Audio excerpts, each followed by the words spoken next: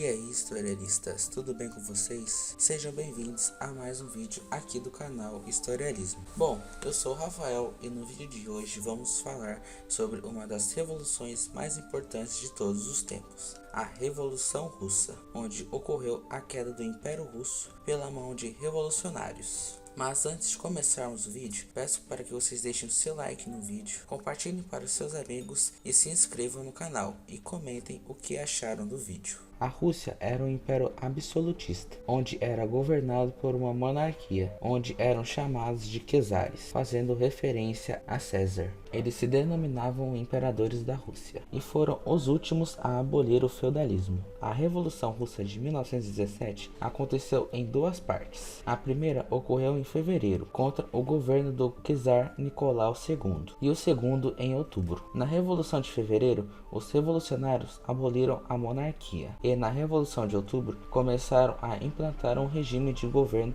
baseado em ideias socialistas de Karl Marx. No campo, reinava uma forte tensão social, devido à grande concentração de terras na mão da nobreza. A Rússia foi o último país a abolir a servidão, em 1861, e em muitos lugares continuava com o sistema de produção feudal. O regime czarista reprimia a oposição, censurava e controlava o ensino, a imprensa e os tribunais. Milhares de pessoas eram enviadas ao exílio na Sibéria, condenadas por crimes políticos.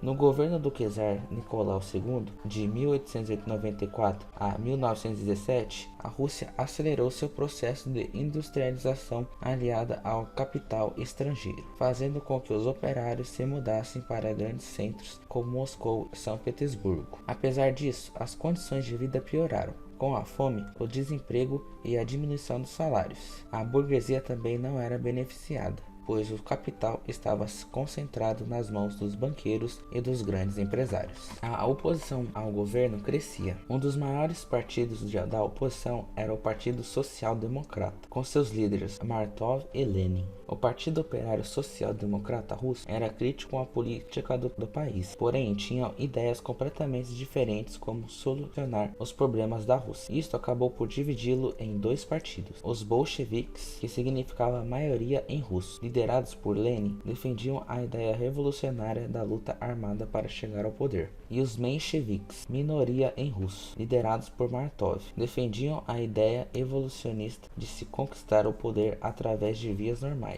e pacíficas, como, por exemplo, as eleições. Em janeiro de 1905, o grupo de operários participava de uma manifestação pacífica em frente ao Palácio de Inverno de São Petersburgo, uma das sedes do governo. O objetivo era entregar um abaixo-assinado ao czar, pedindo melhorias, mas há um lado que diz que o czar mandou o exército executar a multidão, e a outra que conta que a guarda do palácio, assustada com a multidão, abriu fogo matando mais de 1000 pessoas. O episódio ficou conhecido como Domingo Sangrento e provocou uma onda de protestos em todo o país. E mais para frente, esse episódio ficou conhecido como o ensaio da revolução, porque de alguma forma os revolucionários queriam lembrar das pessoas que se sacrificaram para a revolução. Diante da pressão revolucionária, o czar criou a primeira constituição e permitiu a convocação de eleições para a Duma, que era o parlamento. A Rússia tornava-se assim uma monarquia constitucional, embora o czar ainda concentrasse grande poder e o parlamento tivesse uma atuação limitada. Na realidade,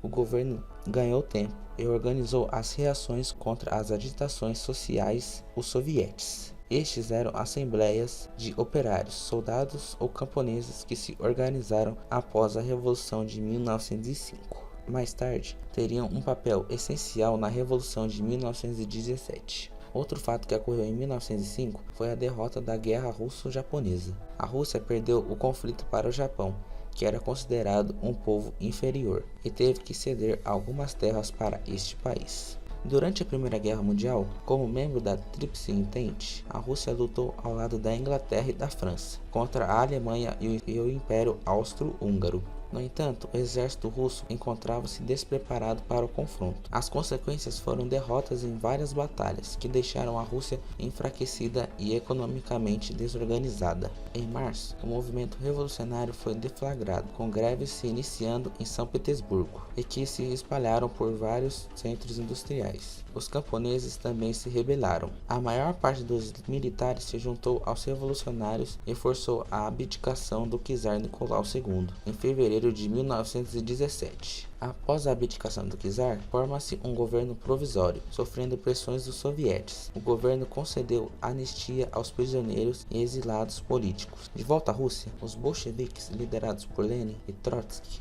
organizaram um congresso onde defendiam lemas como paz, terra e pão. Todo o poder aos sovietes. Paz porque eles queriam levar a paz e a saída da guerra. Terra porque eles queriam ceder terras a toda a população. E pão porque naquela época eles passavam por muita fome. Aí eles chegaram prometendo que a fome iria acabar. E todo o poder aos sovietes significava que era todo o poder ao povo. No dia 8 de novembro, no calendário juliano que eles usavam, mas em nosso calendário, que é o gregoriano, foi dia 25 de outubro. Operários e camponeses, sob a liderança de Lenin, tomaram o poder. Os bolcheviques distribuíram as terras entre os camponeses e estatizaram os bancos, as estradas de ferro e as indústrias, que passavam para o controle dos operários. O primeiro ato importante do novo governo foi retirar a Rússia da guerra. Para isso, em fevereiro de 1918, foi assinado o Tratado de Brest-Litovsk com as potências centrais. Este determinava a entrega da Finlândia, países bálticos, Polônia, Ucrânia e Bielorrússia, além de distritos do Império Otomano e na região da Geórgia. Com este fato, a sociedade ficou feliz pela saída da Rússia da guerra, mesmo perdendo alguns territórios. Bom, os 4 primeiros anos de governo bolchevique foram marcados por uma guerra civil que abalou profundamente o país. Igualmente, para evitar qualquer tentativa de restauração monárquica, o czar Nicolau II e sua família